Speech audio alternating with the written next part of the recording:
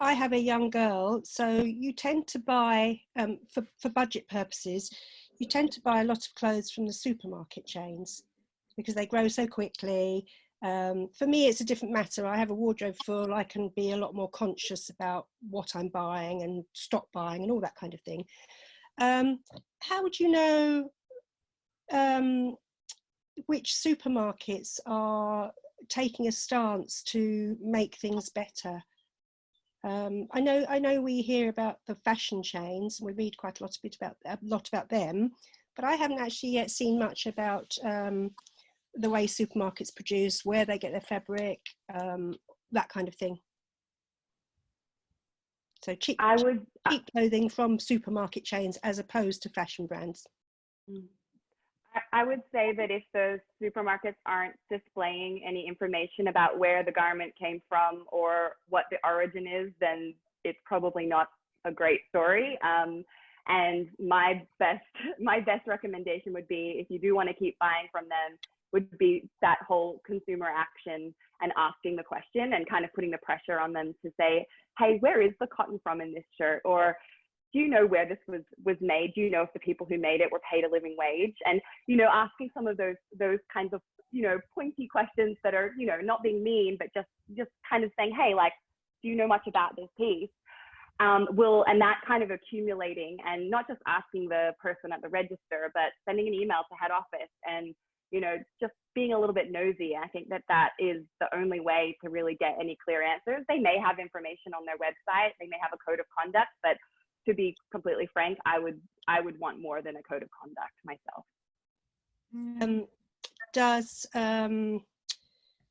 I forgot what I was going to say. Yeah, the Fashion Revolution, I think, has done a template for a good letter, and that is obviously a way forward to ask anybody.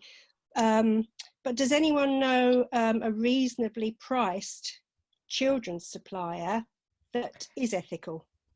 So I can make a recommendation on that. Which one?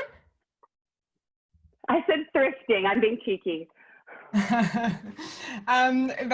There is actually a Swedish brand who is renting clothes for children, which for me is the most amazing model ever, because you just mentioned like children grow out of everything within months. So if you can, instead of buy clothes for them that are going to end up sitting there, if you can rent them, for me, that's a solution for children's wardrobes everywhere. And there are, I mean, I know well this Swedish brand, but there are actually like at least 5 of them in Europe that are doing the same thing. There's also one in Australia. So we can share some of those resources. But I mean, this is something we didn't touch on today. To what extent, you know, is the future fashion rental? I think when it comes to children's clothing, hopefully to a large extent, because it's such a good entry point to rental. Does anybody else have? That's awesome.